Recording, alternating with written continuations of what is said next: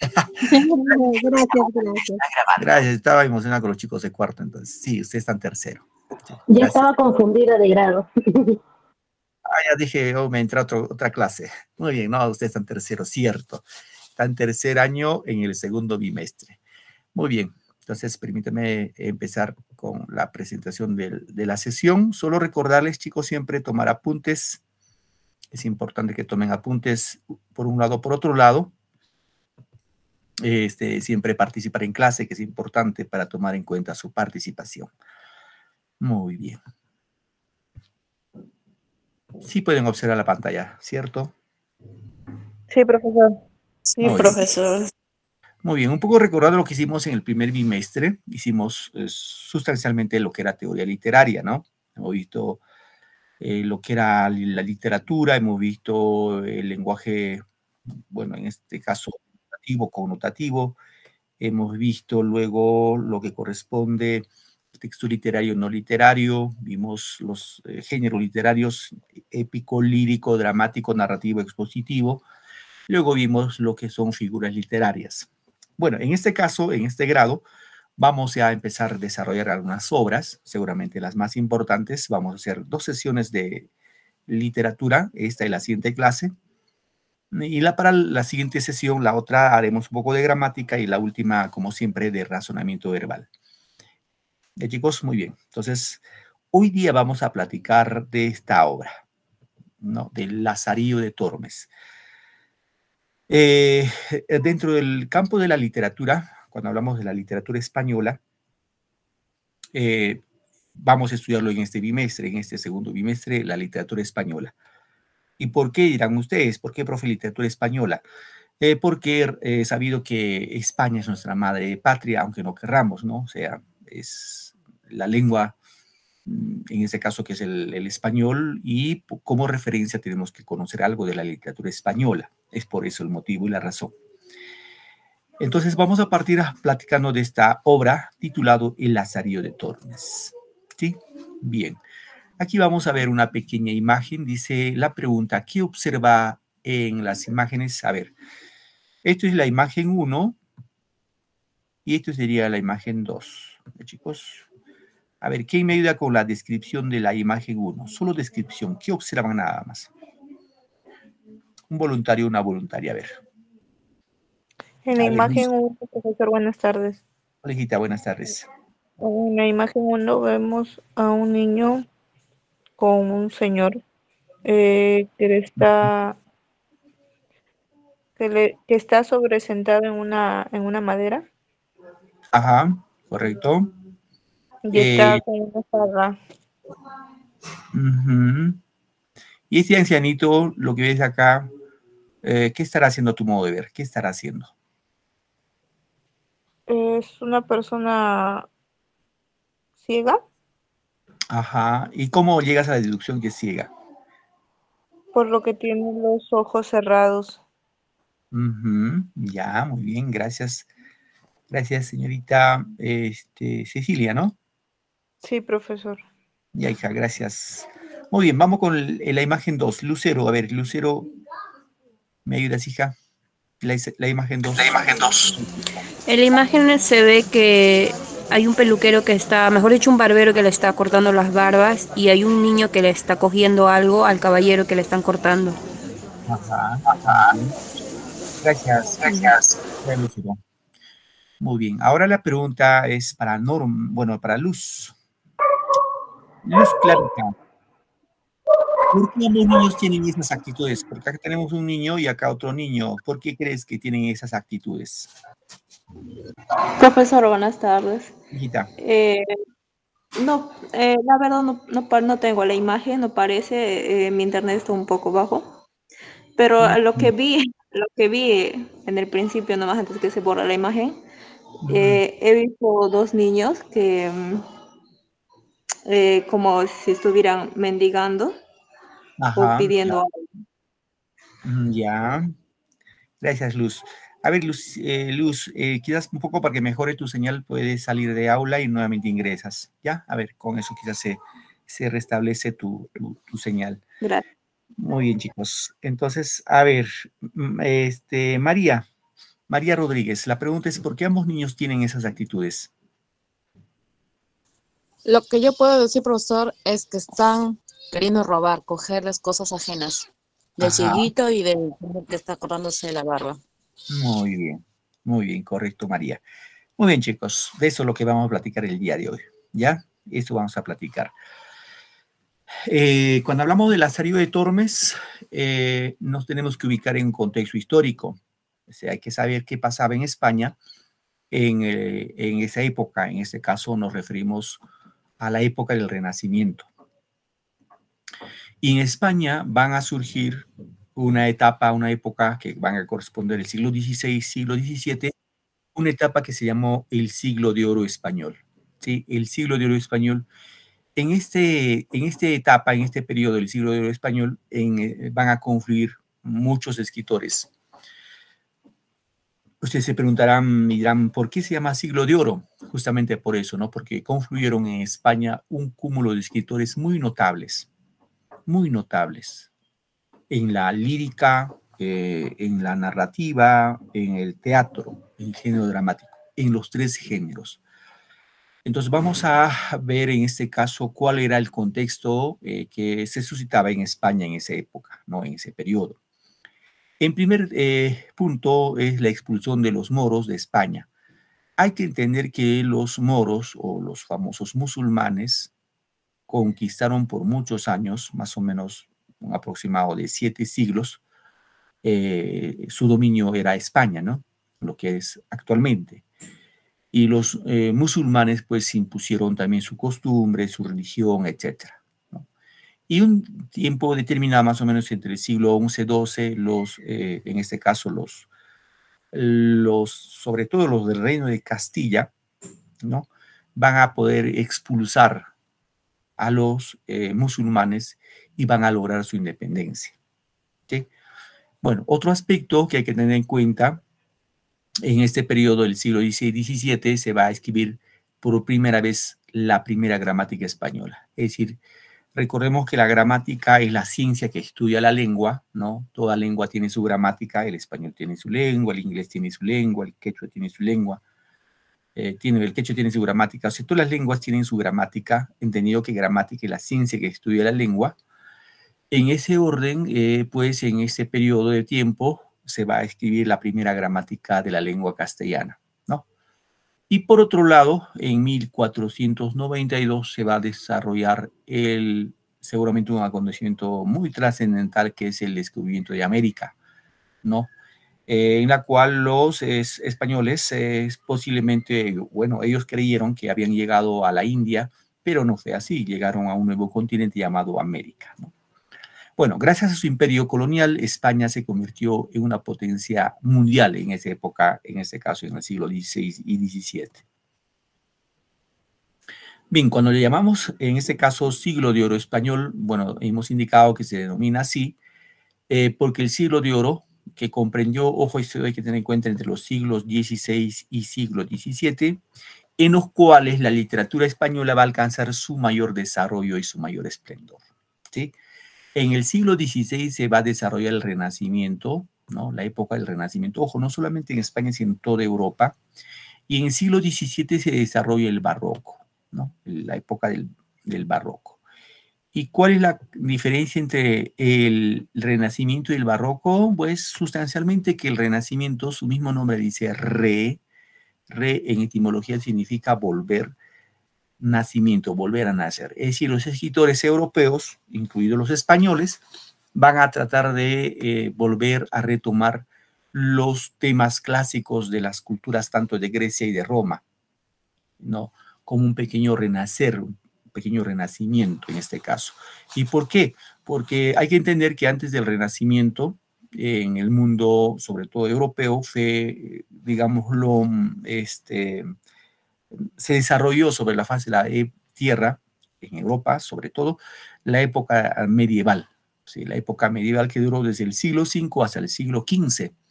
10 siglos en la cual todas las artes y las ciencias simplemente pasaron, digámoslo, fueron relegados, ¿no? Fueron ocultados, no hubo desarrollo. ¿Y eso por qué? Sustancialmente porque la iglesia, ¿no? La iglesia tuvo un papel importante, jugó un papel importante y todo lo que no estaba de acorde a las ideas de la iglesia simplemente lo quemaban vivo y era cruel el castigo, ¿no? Por la Santa Inquisición. Entonces el Renacimiento es como una vuelta a las formas, a las nuevas formas culturales, obviamente imitando a las culturas tanto de Grecia como de Roma. Mientras que el Barroco, que se desarrolló en el siglo XVII, su mismo, si nos vemos aquí en esta imagen, en el siglo XVII se van a construir sobre Europa las hermosas catedrales, ¿no? En el campo de la arquitectura, en la literatura igual, va a haber muchos adornos. En la arquitectura, los adornos de todas las catedrales, la catedral de Chartres, Nuestra Señora de París, que está en Francia, Alemania, Italia, etcétera, catedrales que en la actualidad existen. Esas catedrales van a tener pues adornos muy, muy refinados, ¿no? Muy rebuscados, incluso que sorprenden a los científicos actuales por los detalles que hicieron en esas catedrales. Y en el campo de la literatura, básicamente por los adornos excesivos, ¿no? En el uso de las palabras, ¿no? Entonces, esos dos movimientos o dos etapas artísticas son los que van a confluir durante el siglo de oro español. Bien, ¿qué características tuvo este siglo de oro español? Básicamente, van a ser presentados dos etapas, ¿no? El Renacimiento y el Barroco. Se desarrollan todos los géneros, ya saben ustedes que los géneros literarios, ¿no? Desarrollan el género lírico, el género narrativo y el género dramático. Rechazo a lo medieval, ya saben ustedes, en el Renacimiento sobre todo se va a rechazar a todo lo que venía de la época medieval. Y ya hemos indicado, por ejemplo, en época medieval, en la Edad Media, se consideraba que la tierra, fíjense que la tierra para ellos, para los hombres medievales, sobre todo les decía para la iglesia, la tierra era pues, era plana, era cuadrada, era inmóvil, o sea, como una mesa, ¿no? Eso era la creencia de los hombres medievales, así. Y que la tierra, según ellos, era el centro del universo y todos los astros, incluido el sol, ¿no? Giraba alrededor de la tierra, ¿no? El sol incluido. La Tierra pues era el centro del universo, según ellos. Y el Sol giraba pues en torno a la Tierra. Reitero, esta teoría duró 1000 años. Y todo aquel que tenía una idea diferente a esto, simplemente lo quemaban vivo, ¿no? Lo quemaban vivo. Se le consideraba hereje. Y hay que entender que en esa etapa pues la iglesia pues jugaba un papel importante, ¿no? Bien, ¿qué más tenemos en esta etapa? La influencia del clasicismo, sobre todo cuando hablamos de las grandes obras de Grecia y de Roma, ¿no? Predilección por la naturaleza. Estos escritores se apegaron mucho a la naturaleza, entendiendo que en la época medieval el tema fue sobre todo hablar de Dios, ¿no? Hablar de Dios. Aquí ya no hay mayor gusto por la naturaleza. Y así también surge el Teatro Nacional en España, ¿no? Reitero, se denomina siglo de oro por el esplendor que alcanza la literatura española en esta etapa del siglo XVI, siglo XVII. Muy bien, ahora sí nos vamos a entrar netamente a la narrativa del Renacimiento, ¿no? Al género narrativo, ¿sí? El género narrativo, durante el Renacimiento, vamos a indicar que la narrativa del siglo de oro tiene sus orígenes en la Edad Media. Para el siglo XVI se desarrollan en España varias tendencias narrativas. Ojo, cuando hablamos de narrativa, recuerden que el género narrativo tiene dos especies muy conocidas que hemos visto en el primer bimestre: la novela y el cuento. Si recordarán, la novela y el cuento. En esta etapa vamos a encontrar básicamente tres tipos de novela. Y chicos, tres tipos de novela. Reitero, correspondiente al género narrativo. En este caso, las novelas son de tipo pastoril, la novela pastoril, la novela picaresca, que vamos a profundizar más, y la novela caballeresca, que vamos a ver en la próxima clase. Repito, por favor, tres tipos de novela: novela pastoril, novela picaresca y novela caballeresca, o novela de caballería, ¿ya? Eso hay que tener siempre como referencia. ¿Y qué es la novela pastoril? Básicamente narra las aventuras y desventuras amorosas de los pastores idealizados, ¿sí? En este caso, por ejemplo, tenemos el libro Los 7 libros de Diana, ¿no? Entonces, la novela pastoral, y reitero, están referidos a temas de aventuras de los pastores, o también se llama, pues, las novelas de tipo bucólico, ¿no? Del campo. Luego tenemos las novelas de caballería, o la novela caballeresca, derivada de los cantares de gesta. Los cantares de gesta son de la Edad Media, ¿no? De la Edad Media. Y los cantares de gesta básicamente eran poetas en las cuales estos poetas iban de pueblo en pueblo cantando poemas épicos, ¿no? A cambio de vino y de comida. Ese era su pago. En la cual van a narrar hazañas de los caballeros andantes. Como ejemplo tenemos acá El Tirante del Blanco, el Amadís de Gaula, entre otras obras más. Bien, lo que nos vamos a entrar ahora sí es netamente a la novela picaresca, ¿sí? La novela picaresca. La novela picaresca, su mismo nombre indica, ¿no? Picaresca, muestra una visión pesimista de la sociedad a través de los ojos de un pícaro, ¿no? La imagen que hemos visto al inicio, ese es un pícaro, ¿no? Que sirve en este caso a diversos amos. Ahora, este tipo de novela surge en España en 1554 con la obra El Lazarillo de Tormes, ¿ya? El Lazarillo de Tormes.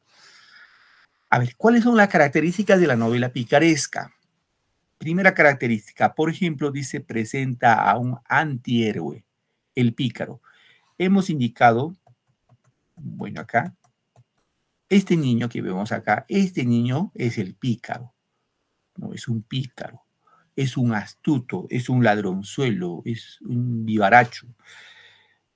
Y es de suponerse que este personaje, este niño, es el personaje central de la novela.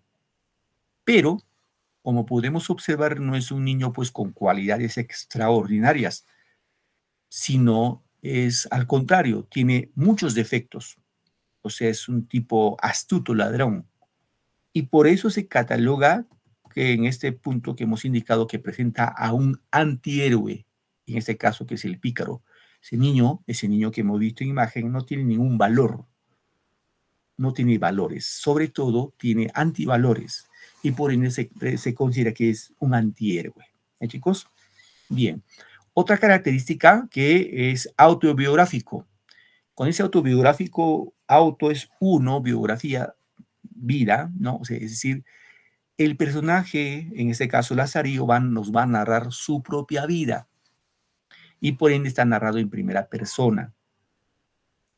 ¿Correcto?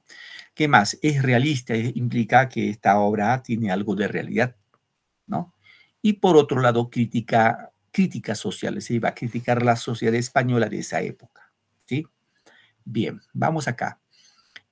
Con las obras en la novela picaresca, por ejemplo, tenemos El Lazarillo de Tormes, seguramente esa es la novela, la obra más, digámoslo, más representativa, ¿no? El Lazarillo de Tormes, de autor anónimo. Ahora dirán, profe, ¿por qué anónimo? Sobre todo se considera que esta obra es anónimo porque en la novela vamos a encontrar a personajes que son sacerdotes, clérigos, capellanes, etcétera, y pues va a criticar a la iglesia, ¿no? Hace una crítica a la iglesia. Y para evitar el castigo posiblemente se ocultó bajo el anonimato. ¿Ya? Eso como referencia. Otro aspecto, otra obra que tenemos de la novela picaresca es Guzmán de Alfarache, del autor Mateo Alemán. Otra obra es La Pícara Julia, de López de Úbeda. La vida de Bomus con Don Pablos, de Francisco de Quevedo. Otra obra es Rinconete y Cortadillo, de Miguel de Cervantes Saavedra.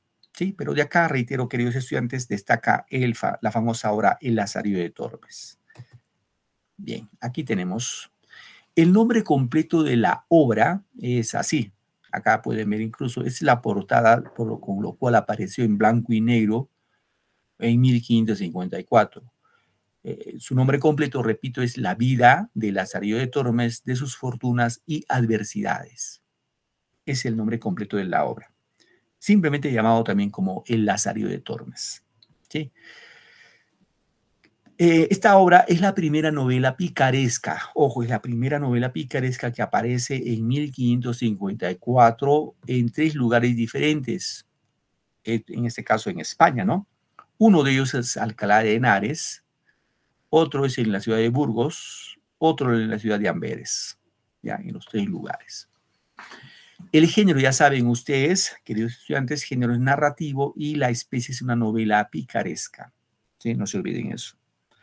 El tema que desarrolla esta obra es la honra, la pobreza y la astucia.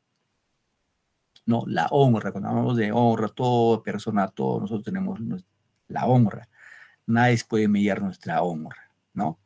La pobreza, que es un tema en la cual recurre el personaje, porque el chico, el niño, Lazarillo es un niño pobre y para sobrevivir tiene que robar, ¿no? Y por otro lado, la astucia, el niño tiene que ser astuto, porque sin la astucia, lamentablemente, no puede sobrevivir, ¿no? ¿Qué más? Dice la honra, la pobreza, la astucia para sobrevivir en una sociedad paupérrima. Dicieran, profe, ¿qué es lo paupérrimo? A ver, chicos, yo les pregunto, yo les digo, a ver, chicos, yo me encuentro en una, bueno, yo soy un profesor pobre, ya. Y les digo, yo soy un profesor que me encuentro en condiciones paupérrimas. ¿Cuál es la diferencia entre lo paupérrimo y lo pobre? Serán iguales. ¿Qué dicen, chicos? Alguien dice por ahí, ¿no? Yo me encuentro en una situación de pobreza. Y otros dicen, yo me encuentro en una ciudad paupérrima. Obviamente hay diferencia, ¿no? Cuando decimos pobre, pues podemos no tener muchas comodidades, pero quizás tenemos algo para comer, siquiera pues té, pan, algo, ¿no? Y en la paupérrima no tienes nada. No, ya no tienes nada, muy bien, ya no tienes ni para el té, como si no tienes ni para el pan. Es lo extremo de la pobreza, es ya lo último de la pobreza, ¿no? Ya no tienes para nada, ni un céntimo, como se dice, ¿no? Es decir, la sociedad en España en esa época, a que aparentaba tener dinero, clase, etcétera, etcétera, vivía pues en una situación paupérrima. ¿Sí? ¿Qué más? El autor de esta obra hemos dicho ya que es anónima, ¿no? No se sabe el autor de la obra. La estructura de esta obra tiene 7 tratados más un prólogo, ¿no? Bien, vamos acá viendo un poquito los personajes de la obra, de la novela de Lazarillo de Tormes. Tenemos a Tomé González y Saide, que son los padres de Lazarillo, ¿no? Y Lazarillo nació a orillas del río Tormes, por eso se llama Lazarillo de Tormes, ¿sí? Entonces recuerden, antes, en la Edad Media sobre todo, siempre se hacía referencia al lugar de procedencia. Por ejemplo, a ver, Diana Calle, ¿me escuchas, Diana? Diana. No está Diana. Bueno, voy a preguntar a Aide Iris. Aide sí está ahí, me está escuchando. Hola, Aide. Buenas tardes. ¿Me escuchas, Aide? Les han prohibido hablar, creo, me parece. A ver, voy con Esmilda. Hola, Esmilda. Buenas tardes, profesor. Hola, Esmilda.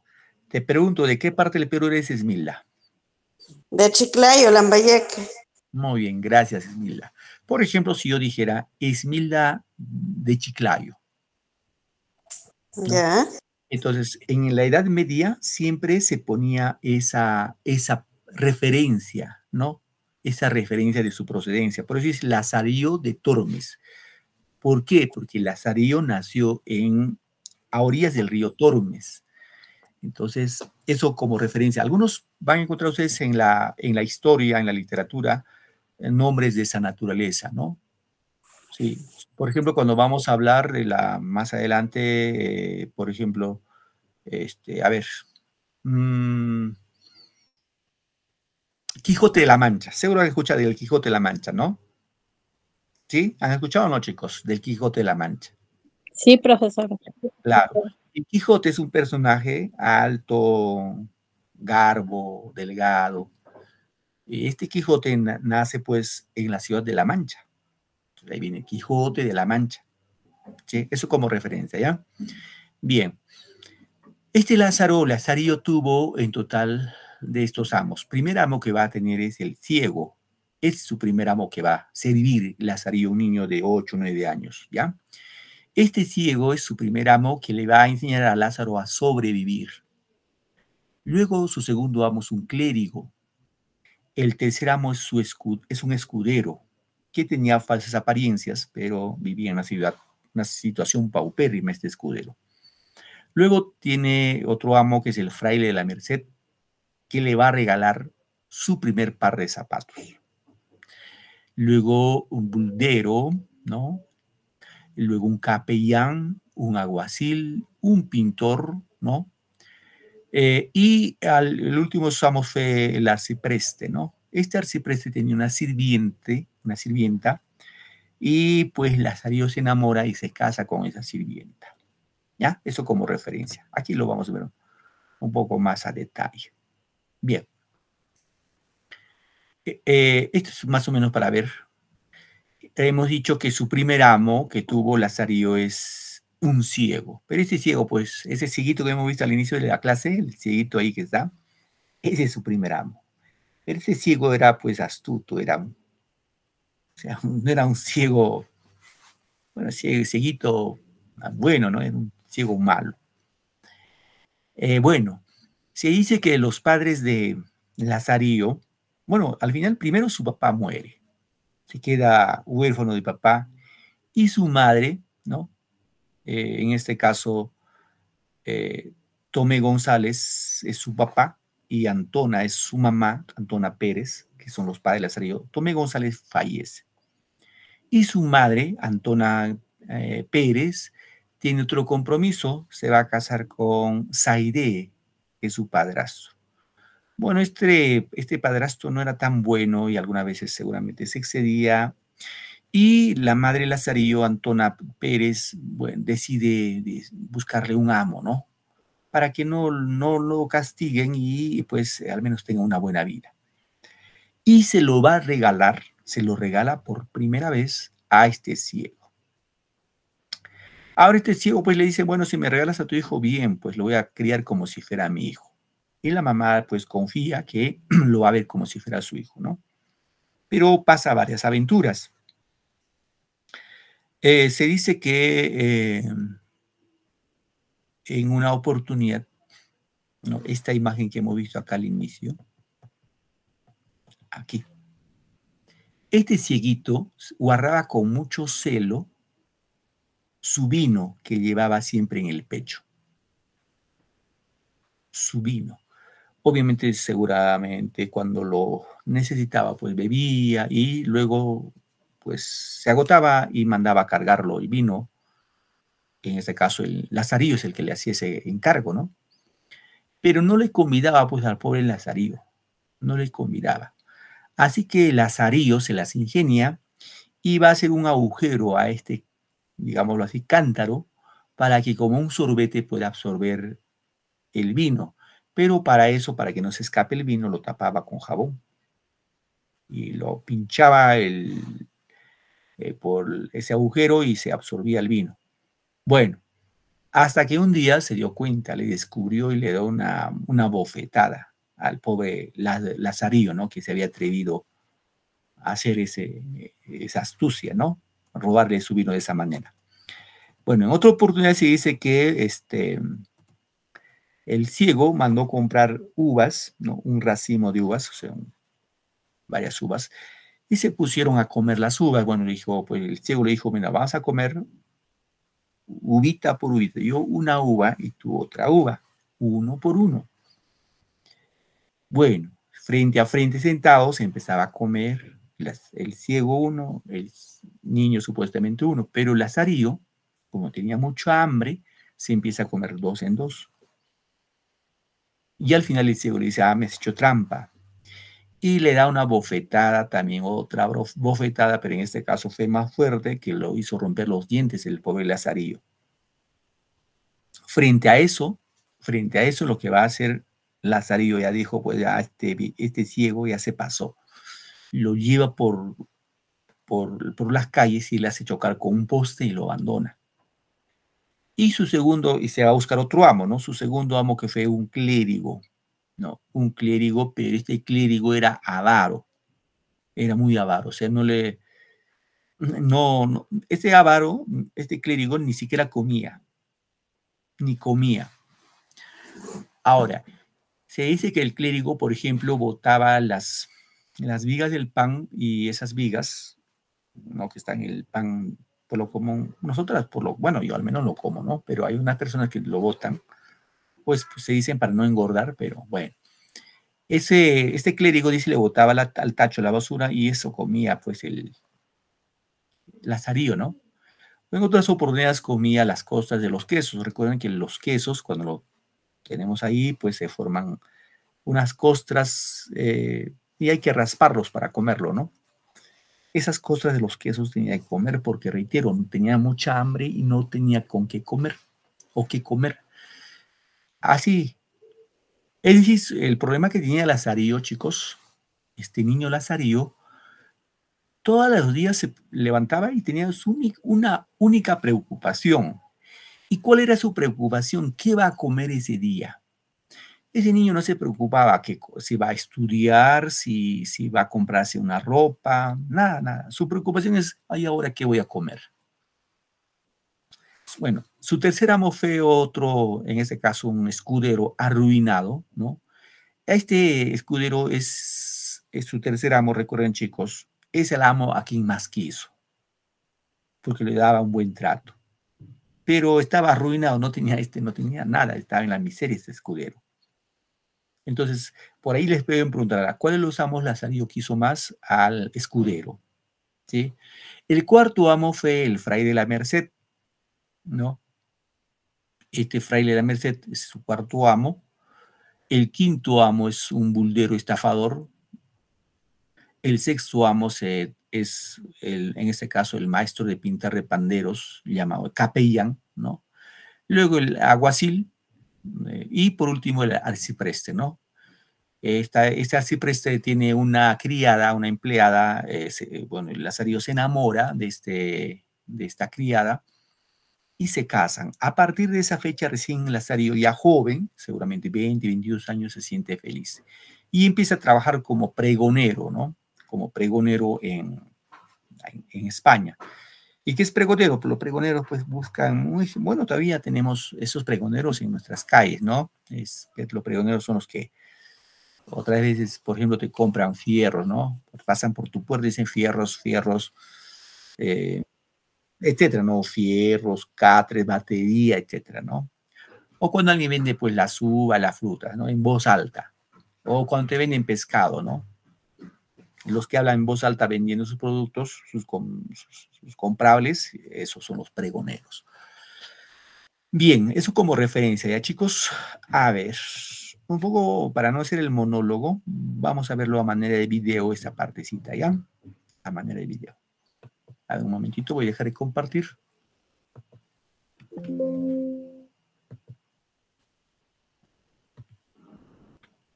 Un momentito, chicos.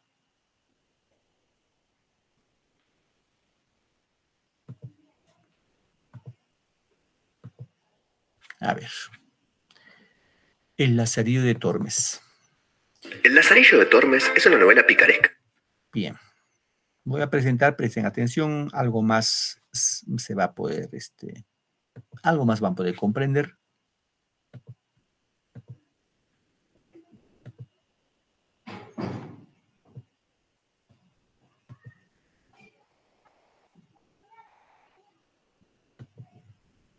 Bien, vamos a observar la imagen, bueno, en este caso el video.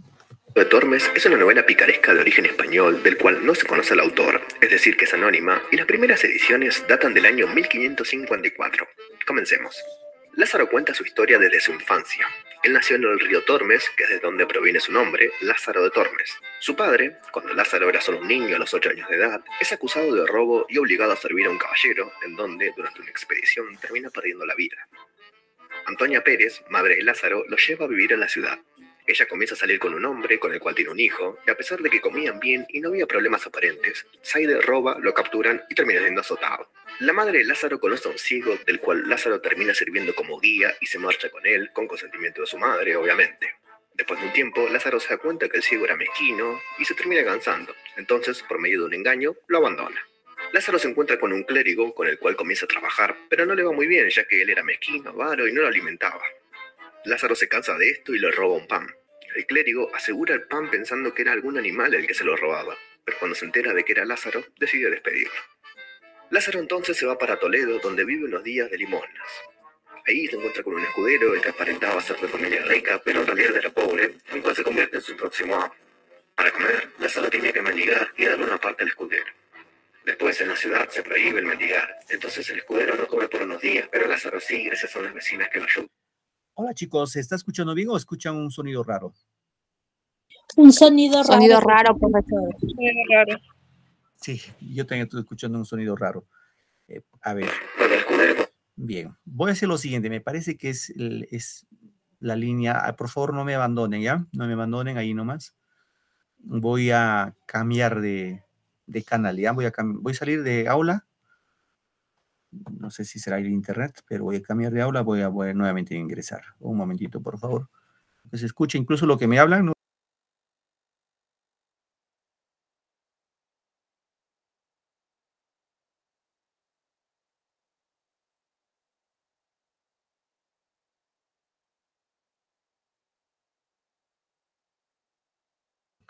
Hola chicos, ¿se me escucha bien?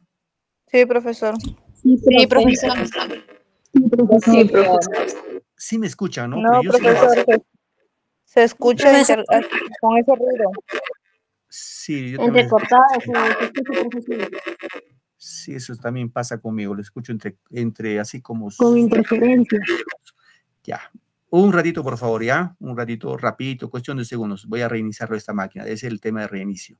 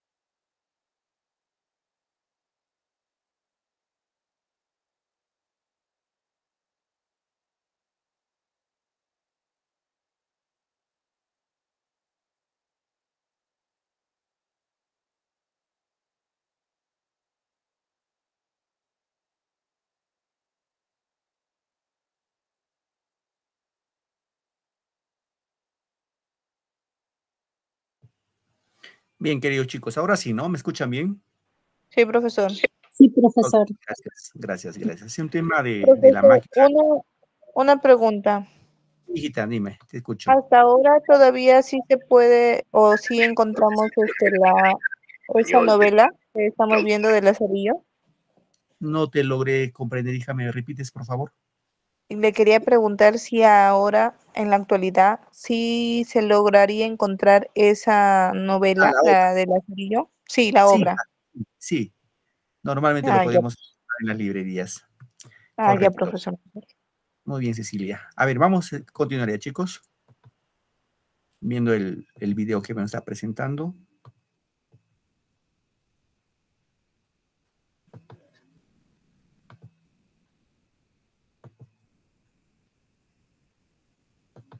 El clérigo asegura el pan pensando que era algún animal el que se lo robaba, pero cuando se entera de que era Lázaro, decide despedirlo. Lázaro entonces se va para Toledo, donde vive unos días de limosnas. Ahí se encuentra con un escudero, el que aparentaba ser de familia rica, pero en realidad era pobre, el cual se convierte en su próximo amo. Para comer, Lázaro tenía que mendigar y darle una parte al escudero. Después, en la ciudad se prohíbe el mendigar, entonces el escudero no come por unos días, pero Lázaro sí, gracias a unas vecinas que lo ayudan. Cuando el escudero consigue una moneda, manda que Lázaro compre algo. Más tarde, cuando los amos de la casa donde vivía el escudero vienen a cobrar el alquiler, el escudero desaparece y Lázaro queda solo nuevamente. Las vecinas que ayudaron a Lázaro anteriormente lo llevan con el fraile de la Merced, su próximo amo. El fraile era una persona que caminaba muchísimo y a Lázaro se le rompen los zapatos en la primera semana, por lo que el fraile le termina regalando otros. Después de un tiempo, Lázaro se cansa de seguirlo y lo abandona. Más adelante, Lázaro se encuentra con un buldero que engañaba junto a un alguacil a la gente. El buldero era una persona que repartía las bulas del Papa, que era una especie de leyes, algo parecido. Estos dos eran timadores, y después de unos meses, Lázaro termina abandonando. En este tramo, Lázaro encuentra un amo que era un pintor, pero con el cual dura muy poco. Más adelante, en una iglesia, se encuentra con un capellán, el cual sería su nuevo amo. Él le regala un burro y agua para que la vendiera, con lo cual Lázaro puede ir ahorrando plata hasta poder comprarse una espada y ropa. Tras unos años, Lázaro mejora su apariencia y decide dejar este trabajo. Ya con esta nueva apariencia, Lázaro consigue el trabajo de pregonero de Toledo. El arcipreste de San Salvador lo ve a Lázaro y lo casa con una criada suya. Es con ella con quien vive, al lado de la casa del arcipreste, y donde encuentra un periodo de estabilidad para su vida, con el cual, según él, se siente contento. Y así es como termina el Lazarillo de Tormes. Espero que les haya gustado. Hasta la próxima.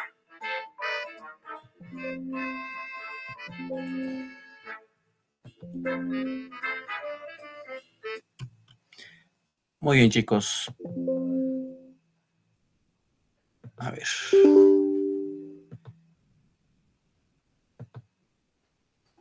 Bien. Entonces, en el tema del Lazarillo de Tormes que estamos viendo en las clases, queridos estudiantes, básicamente esta obra marcó un hito dentro de lo que es la literatura española, debido, en este caso, a la crítica que hacía la Iglesia, porque sobre todo la Iglesia eran esta gente, los menesterosos, que de alguna manera no ayudaban pues a los más necesitados, y de alguna manera pues marca un hito, ¿no?, dentro de lo que es la literatura española. A ver, voy a presentar mi pantalla un momentito, por favor. Estamos acá.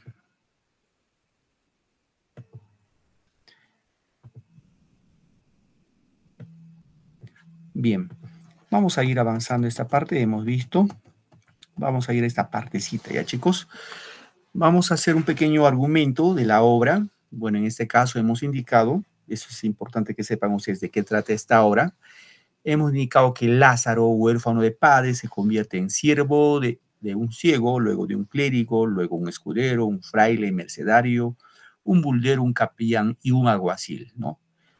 El mendigo ciego es el amo, ojo acá, es el amo que le enseña a Lázaro a sobrevivir como pícaro. Eso hay que tener en cuenta. El ciego, el amo ciego, es el amo que le va a enseñar a Lázaro a sobrevivir como pícaro. Se tiene que robar, en otros términos. Luego, el amo a que más quiso Lázaro fue al escudero, no se olvide, ¿sí? Luego, el protagonista, quien debe recurrir al ingenio y las trampas, atraviesa por un proceso de degradación, ¿no?, para poder sobrevivir. Pues en este caso, bueno, si decimos si roba para poder sobrevivir, pues no hay otra, ¿no? Bueno, no es que justifique, pero esa era la situación que pasaba Lazarillo, ¿no? Finalmente se casa con la criada de un arcipreste y trabaja como pregonero de vinos, o sea, vendía vinos en la ciudad de Toledo. Bien. Vamos a leer el primer fragmento, ¿ya? A ver, ¿quién me ayuda con este primer fragmento? Un voluntario. Una voluntaria. A ver, Doris Lanchi. A ver, hija. Profesor, buenas tardes con todos. Hola. ¿Todo, a ver, Leo? Un ratito, hija. Antes que empiece a leer nuestra compañera Doris, ojo, tengan en cuenta acá, el lenguaje que utiliza todavía es un lenguaje arcaico, incluso el lenguaje del español no está muy bien trabajado. Hay ciertas, digámoslo así, hay ciertas desavenencias lexicales, sintácticas en el texto, y no voy a pensar que había un error de tipografía, sino es copia fiel del libro original. Ya, a ver, vamos, Doris. Ya, profesor. Dice, fragmento del primer tratado.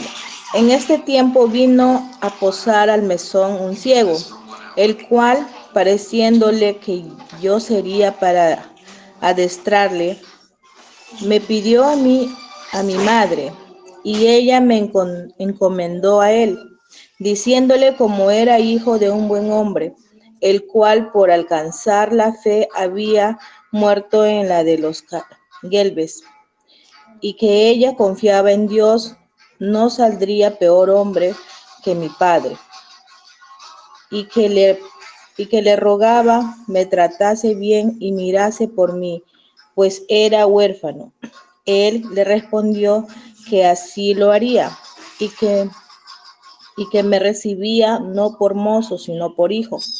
Y así le comencé a servir y a adestrar a mi nuevo y viejo amo. Gracias, Muy bien, profesor. gracias, Loris. Gracias, Doris. A ver, ayúdame ahora, Aide Umbo. Aide, ¿me escuchas?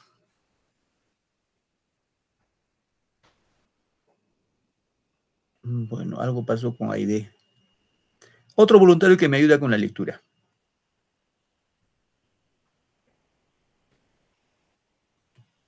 Vamos, chicos, chicas, ayúdenme con la lectura.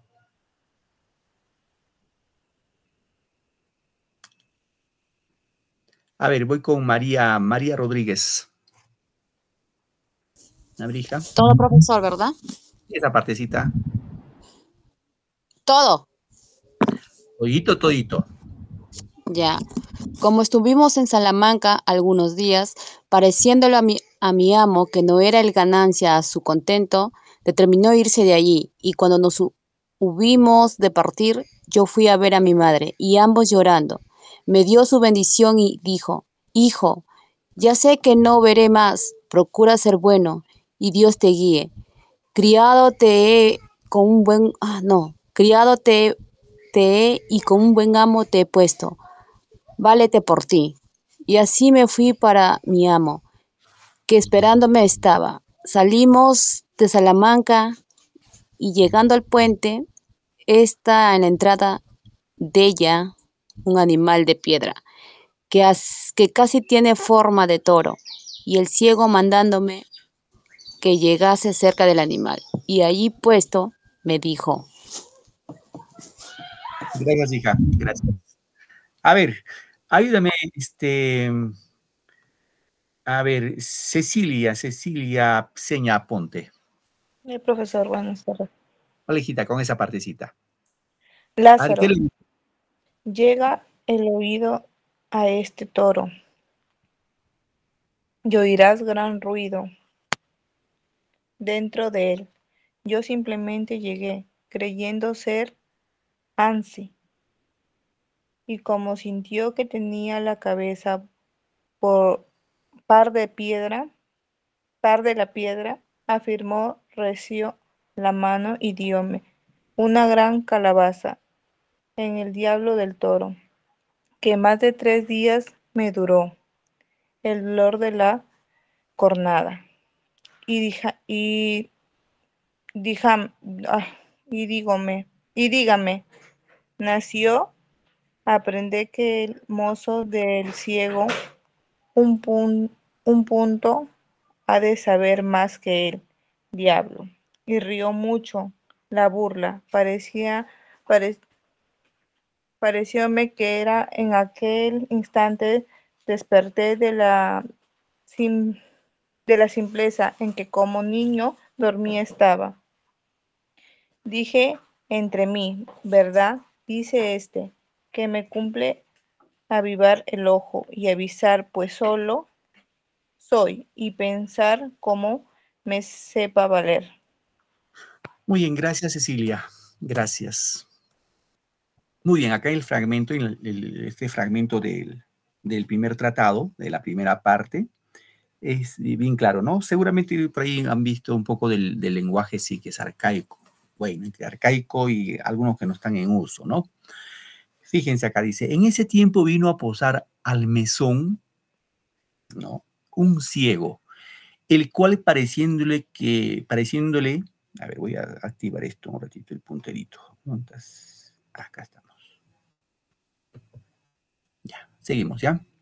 Pareciéndole que yo sería para adestrarle, debe ser adestrarle, ¿no? Me pidió a mi madre y ella me encomendó a él diciéndole cómo era hijo de un buen hombre, el cual por ensalzar la fe había muerto en la de los Gélides y que ella confiaba en Dios, no saldría peor hombre que mi padre, y que le rogaba que me tratase bien y mirase por mí, pues era huérfano. Él le respondió, cuando dice él se refiere al ciego, ¿no? Que así lo haría y que me recibía no por mozo, sino por hijo, y así le comencé a servir y a adestrar a mi nuevo y viejo amo. Como estuvimos en Salamanca, algunos días pareciéndole a mi amor que no era, pareciéndole a mi amo que no era la ganancia de sus contentos, determinó irse de allí. Y cuando nos subimos de partir, yo fui a ver a mi madre, y ambos llorando me dio su bendición y dijo, ¿qué le dijo su mamá? Le dijo así, hijo, ya sé que no te veré más. Procura ser buen hombre o ser bueno y Dios te cuide. Criado te he y con un buen amo te he puesto. Válete por ti. Bueno, la mamá estaba confiado que le había puesto un buen amo, ¿no? Pero no fue así. ¿Qué pasó? Y así me fui para mi amo que esperándome estaba. Salimos de Salamanca y llegando al puente está a la entrada de ella un animal de piedra que casi tiene forma de toro y el ciego mandóme a que llegase cerca del animal y allí puesto me dijo, ojo chicos, este término, por ejemplo, acá dice mandóme, no, este término mandóme se forma, se puede decir tal como vemos acá mandóme o se puede decir simplemente me mandó, ¿no? Está formado siempre por el pronombre enclítico, en este caso me. Es un pronombre enclítico, ¿no? En esta obra vamos a encontrar muchos términos parecidos a esta, que son los que usa pronombres enclíticos en los verbos. ¿Qué le dijo? Lázaro, llega el oído de este toro y oirás gran ruido dentro de él. Yo simplemente llegué creyendo ser así. Bueno, ansí. Y consintió que tenía la cabeza par de la piedra. Afirmó recio la mano y dióme, fíjate la palabra, dióme, ¿no? Nosotros no decimos dióme, decimos me dio, eso lo ponemos primero, me dio una gran calabazada en el diablo del toro. Y que más de 3 días me duró el dolor de la cornada y díjome, en vez de decir me dijo, necio, aprende que el mozo del ciego un punto ha de saber más que el diablo. Y rió mucho la burla. Parecióme que en aquel instante desperté de la simpleza en que como niño dormido estaba y dije entre mí, verdad dice este, que me cumple avivar el ojo y avisar, pues solo soy y pensar cómo me sepa valer. O sea, y entonces dije, pues tengo que saber defenderme, ¿no? Entonces ahí empezó a servir a su primer amo. En esa parte, queridos chicos, hay que ver esta obra. Sustancialmente hace una referencia de la sociedad de España que pasaba en el siglo XVI, ¿no? Es un reflejo, un retrato de lo que pasaba en España en esa época. No es que aparentemente vivía en una bonanza de riqueza y prosperidad. Simplemente aparentaban tener mucha prosperidad de esas personas como el ciego, el clérigo, el escudero, etcétera, etcétera. Pero vivía en la ruina, ¿no? Y eso trata de reflejar y trata de burlarse, en este caso Lazarillo, con estas personas que muchos de ellos estaban vinculados a la iglesia. Sí, chicos, muy bien. ¿Alguna pregunta hasta aquí? ¿Alguna duda, alguna inquietud? No, profesor. ¿Ninguna pregunta? No, profesor. Muy bien. Si no hay pregunta, entonces nos vamos a quedar a esta parte, ¿ya, chicos? Bueno, desearles un bonito domingo, que les vaya súper esta semana y ya nos reencontramos el próximo domingo. Buenas tardes. Chao, profesor, gracias. Hasta luego, queridos. Buenas tardes. profesor. Hasta luego, cuídense.